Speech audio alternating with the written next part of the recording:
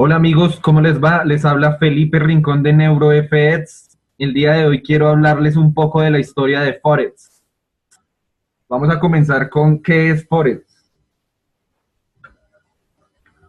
La palabra Forex es la abreviatura del término en inglés Foreign Exchange. En español, el significado es intercambio de divisas. Entonces tenemos estos dos términos, Forex, su significado es intercambio de divisas. Es un mercado mundial y descentralizado en el que se negocian divisas. ¿Qué quiere decir descentralizado? Descentralizado nos hace referencia a que es un mercado que no le pertenece a nadie, que no le pertenece a ninguna entidad privada ni a ninguna entidad gubernamental, sino sencillamente es un territorio en el cual los inversionistas ponen a operar su dinero. Este mercado nació con el objetivo de facilitar el flujo monetario que se deriva del comercio internacional. ¿Qué flujo monetario nos dice aquí? El flujo monetario que hay en el intercambio de mercancías, de materias primas y todo este tipo de intercambios que se realizan a diario y constantemente entre los países. Esto requiere un intercambio o un pago de divisa diferente al del lugar de salida de donde proviene la mercancía. Quiere decir que si China envía a Italia una mercancía, en Italia seguramente no le van a cancelar con la moneda de China, sino le cancelarán con la moneda italiana y los chinos tendrán que hacer un intercambio de divisa para poder hacer efectiva en su país esta moneda. Vamos a hablar un poco de historia. El mercado de Forex data alrededor de 1880 y ha pasado por algunos cambios importantes a lo largo de los años para llegar a ser el dinámico mercado comercial que es hoy. Vamos a mirar cuáles son estos cambios. Los primeros tiempos de la moneda se basaban en el valor del oro y la plata, que proporcionaba un patrón coherente para comerciar entre países con un valor bastante estable. Las monedas de oro y plata podían usarse entre países para la adquisición de bienes y servicios.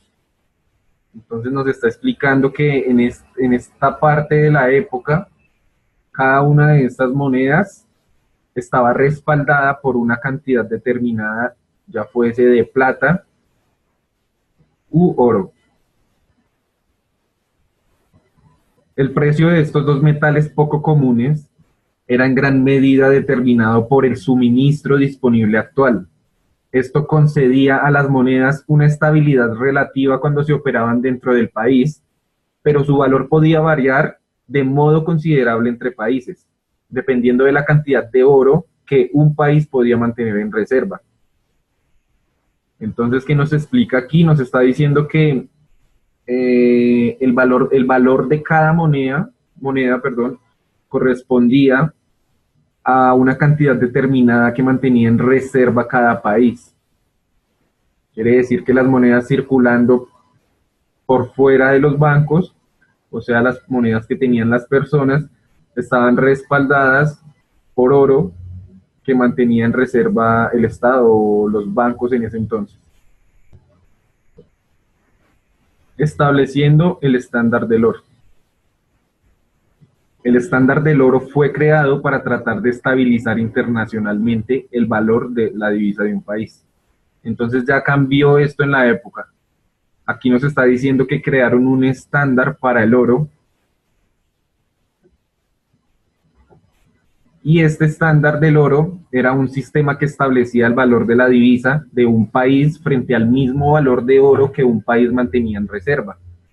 Quiere decir que todos, todos los países lo usaban de esta forma. Todos los países cuando imprimían o cuando hacían monedas, porque en ese entonces no habían billetes, cuando hacían monedas o si en ese entonces habían billetes, ellos también estaban respaldados por una cantidad determinada de oro que mantenían reserva al banco. Pero miremos qué pasaba, antes miremos un ejemplo. Ejemplo, en los Estados Unidos, esto significaba que cada dólar en circulación estaba respaldado por el mismo valor que el oro mantenido en tesorería. Entonces este tema es el que les venía explicando anteriormente, de que cada moneda que tenía cada persona estaba respaldada por una cantidad determinada de oro. Ahora miremos esto. Si el país tenía menos oro en reserva o imprimía más dinero frente al oro que tenían, su divisa valdría menos cuando comerciase con otro país.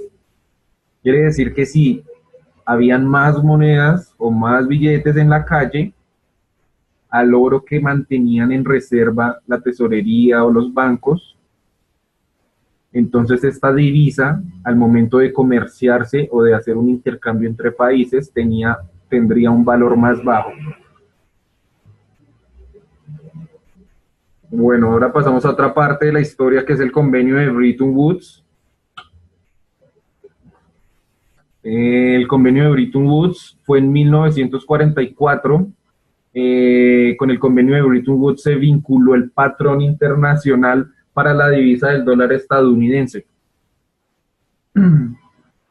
Entonces, este convenio fue ratificado por 44 países distintos y fue un intento para crear un patrón de comparación para las divisas de diversos países.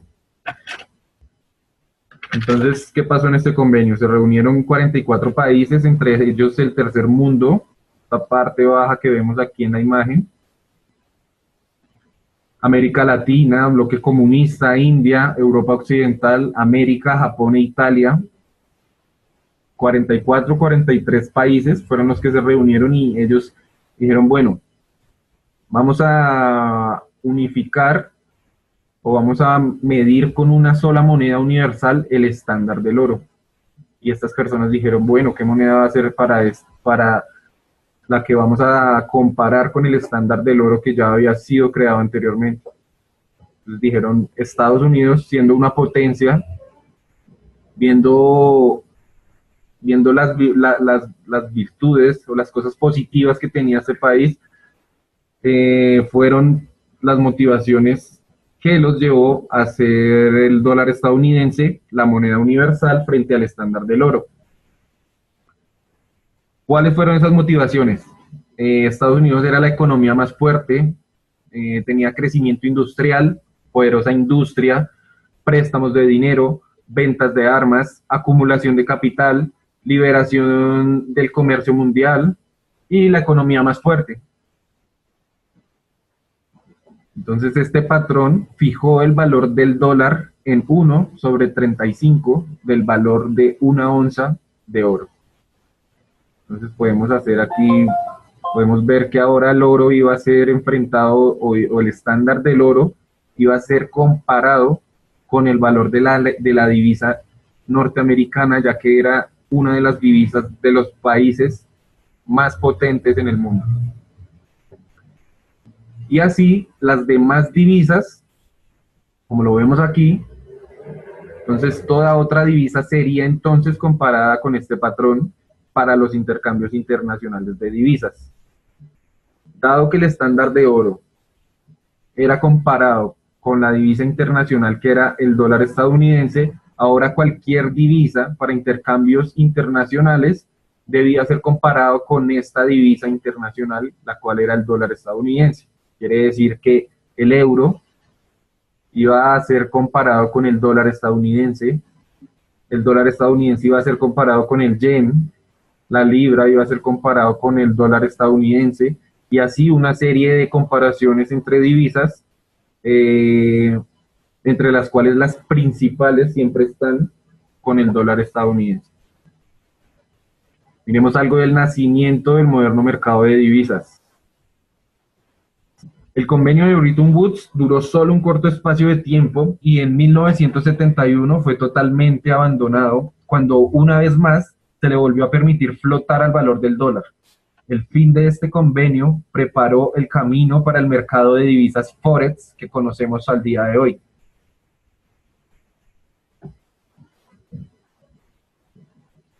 Bueno, vemos que en el sistema actual el valor de la divisa de un país se determina en gran medida por la salud de su economía, la estabilidad de su gobierno y una amplia gama de otros factores económicos. A medida que cualquiera de estos datos cambia, así también lo hace el valor de su divisa al compararla con otros países. Entonces, según lo que hemos visto a través de la historia, es que inicialmente el valor de la divisa era comparado en cuanto a la reserva de oro que tenía cada país. Y en la economía actual, el valor de la divisa depende de la salud de la economía, de la estabilidad de su gobierno y de otros factores económicos que hacen que el país sea estable o tenga un valor más elevado frente a otros países internacionalmente hablando.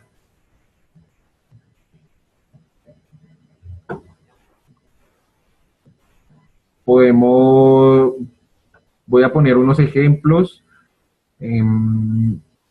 Esto se llama noticias económicas o noticias fundamentales. Unos ejemplos de estas noticias serían cambios de presidentes, de pronto desastres naturales, algunos cambios en la salud, las tasas de interés. Todo este tipo de factores influyen para la fluctuación del valor de una moneda en la actualidad o en la economía actual.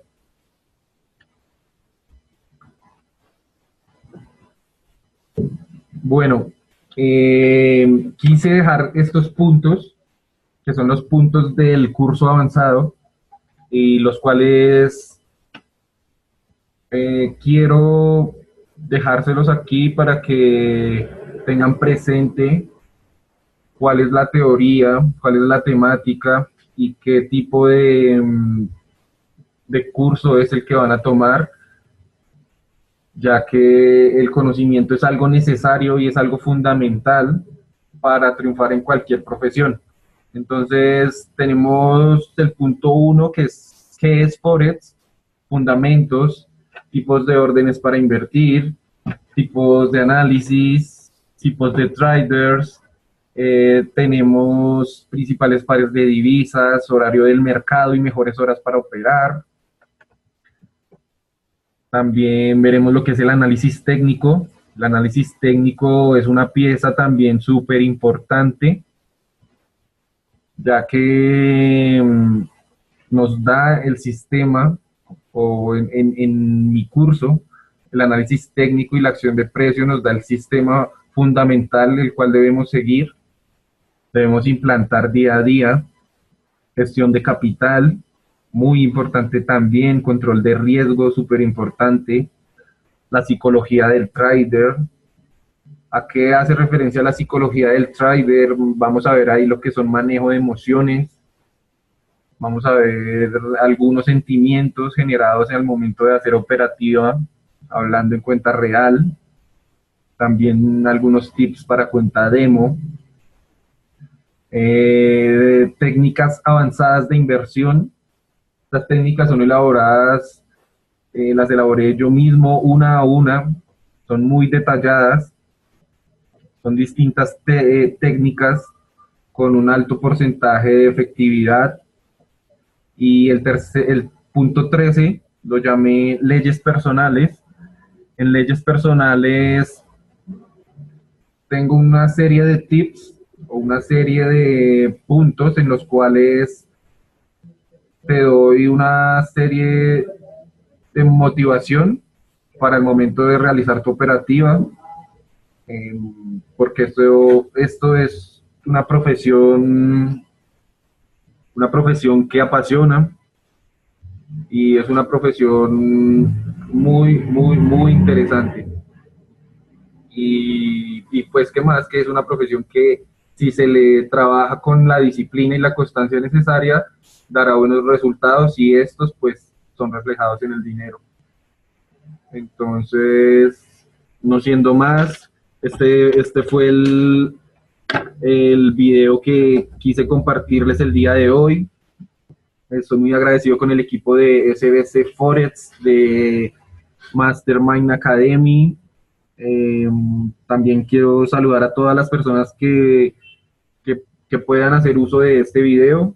Darles gracias por por haber visto este material. Y si quieren más información respecto a el tema o a los temas, o seguir las publicaciones en la página de Telegram, en el canal de Telegram, o también pueden seguir en Instagram. En Instagram me pueden encontrar como Pipe Rincón NeuroFX, en Telegram como @NeuroFX. Cualquier comentario, bienvenido sea. Los invito a que por favor sea con mucho respeto. Y no siendo más, bueno amigos, les deseo un excelente día, éxito para todos. Y recuerden que les habló Felipe Rincón de NeuroFX. Hasta pronto.